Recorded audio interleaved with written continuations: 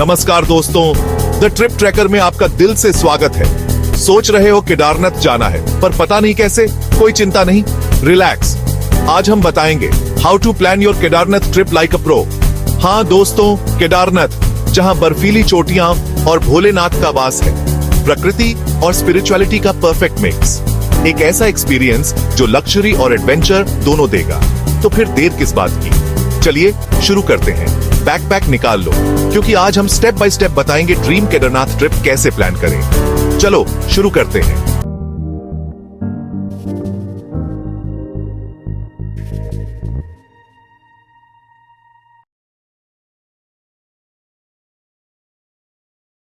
दोस्तों, केदारनाथ ट्रिप के लिए सही टाइम बहुत जरूरी है।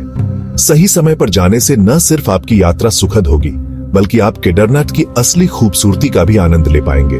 मौसम साथ देगा तभी तो मजा आएगा। केदारनाथ की यात्रा में मौसम का बहुत बड़ा हाथ होता है। अगर मौसम अच्छा हो तो यात्रा का अनुभव और भी यादगार बन जाता है। तो सही समय क्या है, यह सवाल हर यात्री के मन में आता है।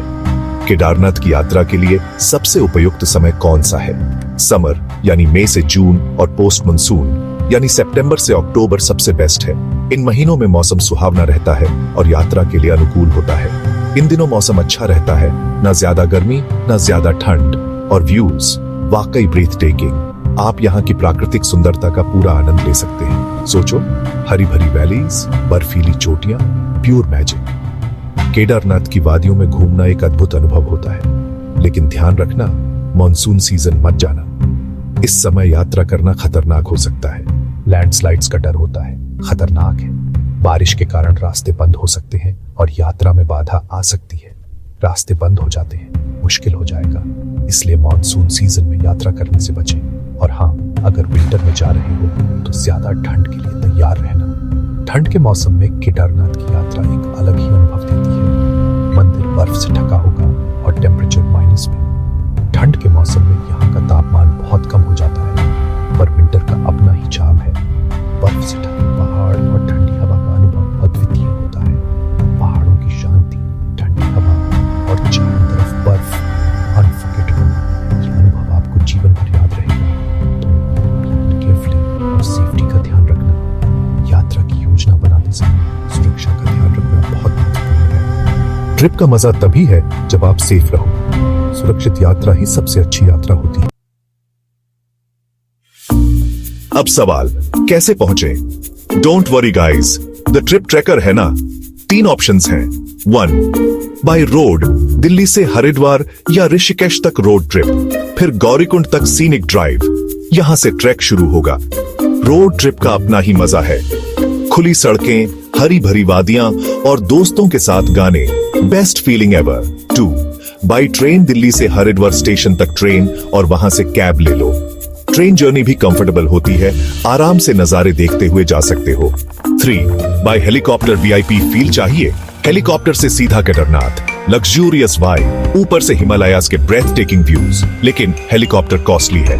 Budget friendly option road trip, पर हाँ, कार की सर्विसिंग पहले ही करवा लेना।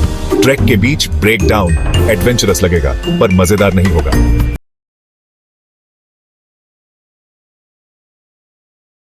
केदारनाथ में कहां ठहरे? दोस्तों, केदारनाथ में रहने की जगह की कोई कमी नहीं है। यहां हर तरह के यात्रियों के लिए कुछ न कुछ है। चाहे आप बजट ट्रैवलर हो या लग्जरी सीकर, केदारनाथ में सबके लिए कुछ न कुछ है। यहां के अकोमोडेशंस की विविधता आपको हैरान कर देगी। गौरीकुंड में बेसिक धर्मशाला मिल जाएंगी, जो बजट फ्रेंडली हैं और बेसिक सुविधाएं प्रदान करती हैं। यहां आपको बेसिक सुविधाएं मिलेंगी और दूसरे यात्रियों से भी मिलना जुलना हो जाएगा। यह एक अच्छा तरीका है नए लोगों से मिलने का और यात्रा के अनुभवों को साझा करने का। केदारनाथ में आप लॉजेस या टेंट्स में भी रह सकते हैं। यह विकल्प उन लोगों के लिए है जो प्रकृति के करीब रहना चाहते हैं। लॉजेस में आपको बेहतर सुविधाएं मिलेंगी, जैसे अटैच्ड बाथरूम और हॉट वाटर। यह उन लोगों के लिए है जो थोड़ी अधिक सुविधा चाहते हैं। टेंट्स में रहना एक एडवेंचरस अनुभव है। यहां आप नेचर के करीब फील करेंगे और रात में कैंप फायर का आनंद ले सकते हैं। अगर आप लग्जरी चाहते हैं तो देहरादून या गुप्तकाशी में प्रीमियम स्टेज देख सकते हैं।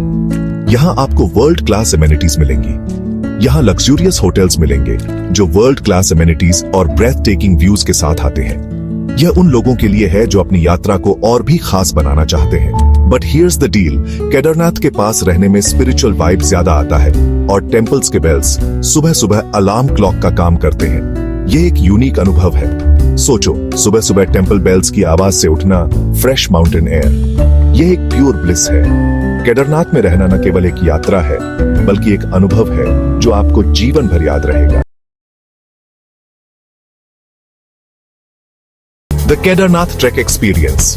दोस्तों, अब आते हैं ट्रिप के सबसे एक्साइटिंग पार्ट पर, द ट्रैक। गौरीकुंड से केदारनाथ टेम्पल तक 12-13 किलोमीटर का ट्रैक, सीनिक और चैलेंजिंग। रास्ते में ब्रेथ टेकिंग व्यूज मिलेंगे, हरी वैलीज, नदियां, बर्फीले पहाड़, पोस्ट कार्ड जैसा। पर हाँ, ट्रैक चैलेंजिंग है। फिटनेस का ध्यान रखना। ट्रैक से पहले थोड़ा कार्डियो और स्ट्रेचिंग कर लेना। ट्रैक इजी हो जाएगा। रेगुलर ट्रैकर नहीं हो, कोई बात नहीं, धीरे धीरे चलो, ब्रेक्स लो और बॉडी की सुनो। अगर ट्रैक नहीं करना तो पोनी या पालकी हायर कर लो। लोकल लोग आपको ऊपर तक ले जाएंगे, लेकिन ये थोड़े कॉस्टली हो सकते हैं। और अगर ट्रैक करना है तो कंफर्टेबल शूज और एनर्जी बार्स लेना मत भूलना। Mid track chai breaks must try. गर्मा गर्म चाय और माउंटेन्स का view, pure bliss. What to pack for Kedarnath. दोस्तों, पैकिंग सही होगी तो ट्रिप स्मूथ रहेगी। सही पैकिंग से न सिर्फ आपका सफर आरामदायक होगा बल्कि आप किसी भी अप्रत्याशित स्थिति के लिए तैयार रहेंगे। केदारनाथ जैसी एडवेंचरस ट्रिप के लिए तो पैकिंग बहुत जरूरी है। यहाँ का मौसम और रास्ते दोनों ही अनप्रेडिक्टेबल होते हैं, इसलिए सही सामान साथ ले जाना बहुत महत्वपूर्ण है। तो क्या पैक करें? Don't worry, the trip tracker है ना, हम आपको बताएंगे कि इस यात्रा के लिए क्या क्या जरूरी है। ये सब जरूर लेना। वार्म क्लोथ्स, लेयर्स में कपड़े जरूरी है। केदारनाथ की ऊंचाई पर तापमान बहुत तेजी से बदल सकता है। दिन में धूप और रात में ठंड। दिन में ट्रैकिंग करते समय आपको गर्मी लग सकती है, लेकिन रात में तापमान बहुत गिर जाता है। लेयर्स में कपड़े पहनो ताकि टेम्परेचर के हिसाब से एडजस्ट कर सको। इससे आप आसानी से गर्मी और ठंड दोनों से निपट सकते हैं। रेनकोट, क्योंकि मौसम कभी भी बदल सकता है। केदारनाथ में बारिश कभी भी हो सकती है, इसलिए एक अच्छी क्वालिटी का रेनकोट जरूर पैक करें। बारिश हो सकती है तो रेनकोट जरूरी है। बारिश में भीगने से बचने के लिए यह बहुत महत्वपूर्ण है। कंफर्टेबल शूज ट्रैक के लिए जरूरी। केदारनाथ का रास्ता पथरीला और कठिन हो सकता है, इसलिए अच्छे जूते पहनना बहुत जरूरी है। ट्रैकिंग शूज बेस्ट है, लेकिन अगर नहीं है तो कंफर्टेबल स्पोर्ट्स शूज भी चलेंगे। बस ध्यान रहे कि आपके जूते मजबूत और आरामदायक हो। Snacks and water bottles. Track पर कैफेज नहीं मिलेंगे, इसलिए अपने साथ पर्याप्त स्नैक्स और पानी की बोतलें जरूर रखें। Energy bars, dry fruits, biscuits etcetera pack कर लो। ये आपको ट्रैकिंग के दौरान एनर्जी देंगे और भूख मिटाएंगे। पानी की बोतल तो मस्ट है। हाइड्रेशन बहुत जरूरी है, खासकर ट्रैकिंग के दौरान। मेडिसिन्स, हेडेक, फीवर, स्टमक एक एक्सेट्रा के लिए बेसिक मेडिसिन रखना। यात्रा के दौरान छोटी मोटी बीमारियां हो सकती हैं। हाई एल्टीट्यूड सिकनेस की दवाई भी जरूर रखना। ऊंचाई पर जाने से कुछ लोगों को परेशानी हो सकती है। बोनस टिप, पावर बैंक और कैश लेना मत भूलना। केदारनाथ में इलेक्ट्रिसिटी और एटीएम की अवेलेबिलिटी कम हो सकती है। वहां एटीएम ढूंढना ट्रेजर हंट जैसा होगा, इसलिए पहले से कैश निकाल कर रख लें और अपने इलेक्ट्रॉनिक डिवाइसेस के लिए पावर बैंक जरूर रखें। तो दोस्तों, केदारनाथ की ट्रिप सिर्फ एक यात्रा नहीं, एक लाइफ चेंजिंग एक्सपीरियंस है। प्रकृति की गोद में, बर्फीली चोटियों के बीच, भोलेनाथ के धाम में आपको शांति और पॉजिटिव एनर्जी मिलेगी। सही प्लानिंग, सही टाइमिंग और सही एटीट्यूड के साथ आप इस ट्रिप को अनफॉरगेटेबल बना सकते हो। और हाँ, अपनी ट्रिप के बारे में हमें जरूर बताना। और अगर ऐसे ही अमेजिंग डेस्टिनेशंस एक्सप्लोर करने हैं तो हमारा अगला वीडियो देखो, top 10 winter destinations in India for 2024 to 2025। Kedarnath के बाद ये विंटर स्पॉट्स आपका दिल जीत लेंगे। एंड स्क्रीन पर क्लिक करो और अभी एक्सप्लोर करो। The trip tracker signing off. अपने सपनों को एक्सप्लोर करना मत भूलना।